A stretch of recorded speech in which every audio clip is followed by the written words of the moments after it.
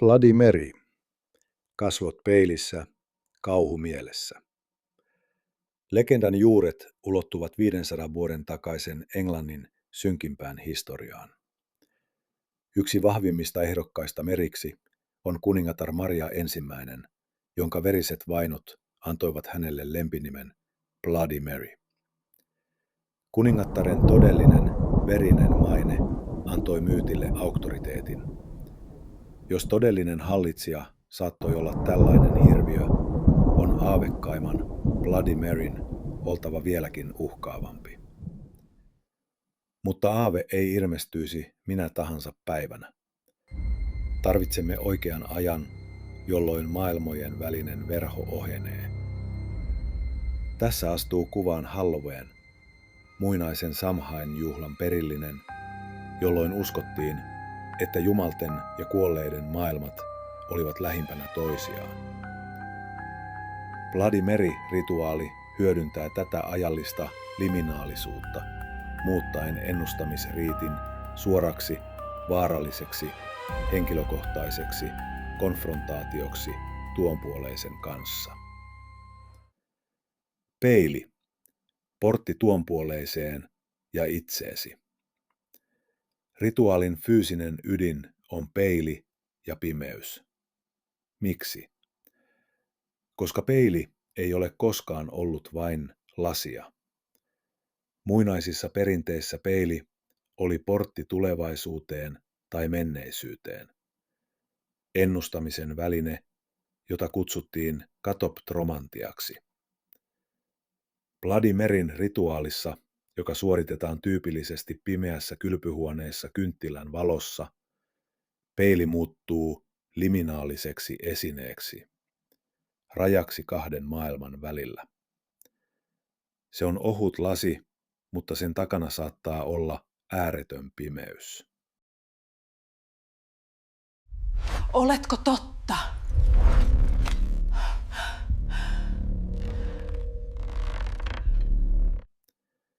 Tämän intensiivinen, symbolinen lataus tehostaa kaikkea, mitä seuraa. Moderni rituaali on yksinkertainen, mutta kammottava. Astu pimeään, tuijota peiliin ja toista nimeä Bloody Mary usein 3, 13 tai jopa 47 kertaa.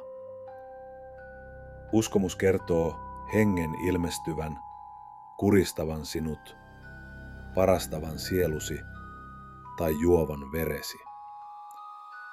Mutta mitä todella tapahtuu? En suosittele ketään tätä kotona kokeilemaan. Tieteellinen selitys. Miksi näet hirviön? Pelottava asia on se, että Bloody Mary takaa kohtaamisen. Se ei ole yliluonnollista, vaan puhtaasti neurobiologiaa. Kun nuoret osallistujat tuijottavat peiliin pimeässä, he laukaisevat tahattomasti 2 voimakasta kognitiivista harhaa, jotka muuttavat heidän kasvonsa hirviöksi. Troxler-ilmiö. Hermosolut adaptoituvat ja kasvojen ääriviivat, hiukset ja tausta alkavat haalistua ja kadota näkökentästä. Näet vain epämääräisen, leijuvan kuvan, joka on kypsä ottamaan uuden muodon. Caputo-ilmiö. Aivojen automaattinen taipumus havaita kasvoja epäselvissä kuvioissa, pareidolia, pakottaa ne täyttämään puuttuvat tiedot. Ne hakevat muististaan pelottavimpia malleja. Tulos.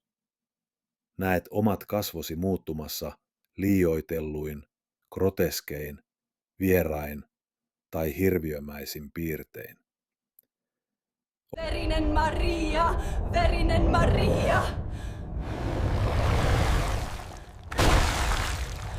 Olet juuri nähnyt Bloody Maryn. Tärkein oivallus. Bloody Mary-legenda on vuosikymmenten aikana kehittynyt juuri sellaiseen muotoon, että se laukaisee nämä ilmiöt luotettavasti jokaisella yrityksellä. Tarina ei ole vain tarina. Se on käyttöohje, joka valmistaa aivot kokemaan tieteellisesti selitettävän hallusinaation. Miksi se tuntuu niin todelliselta? Vaikka näkemäsi on optinen harha, kokemus on syvästi emotionaalinen. Tässä astuu kuvaan syvyyspsykologia. Carl Jungin varjoarkkityyppi kuvaa persoonallisuutemme pimeää puolta. Vaikka monet tulkitsevat peilin heijastavan juuri tätä omaa varjoa, rituaalin intensiteetti nostaa panoksia. Kun aivosi luovat hirviön peiliin, osallistuja kokee sen ylittävän kognitiivisen selityksen. Peili, joka on aina symboloinut itsetuntemusta, näyttää nyt ulkoistuneen kuvan tuonpuoleisen pahuudesta, ulkopuolisesta uhasta. Rituaali muuttaa kognitiivisen virheen syvästi henkilökohtaiseksi, sisäisen konfliktin ratkaisuksi. Mutta tunne on aina sama. Sinua vainotaan.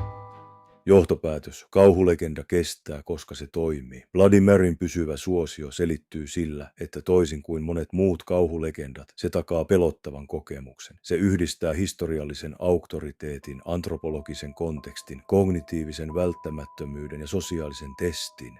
Bloody Mary ei ole vain tarina, se on tieteellisesti viritetty järjestelmä, joka huijaa aivosi luomaan yliluonnollisen kohtaamisen. Ja niin kauan kuin on pimeä huone, peili ja nuoria, jotka etsivät jännitystä, tämä legenda elää, koska jokainen sukupolvi todistaa sen kauheuden uudelleen. Mutta entä jos juuri sinä hetkenä, kun Troxler ja Caputo-ilmiöt ovat huipussaan ja aivosi ovat valmiit antamaan periksi, tunnetkin kylmän henkäyksen kaulallasi? Entä jos se, minkä tiede selittää optiseksi harhaksi, on vain se hieno verho, jonka takana todellinen Bloody Mary odottaa? Jokainen kokeilukerta syöttää tarinaan energiaa, heikentää rajaa.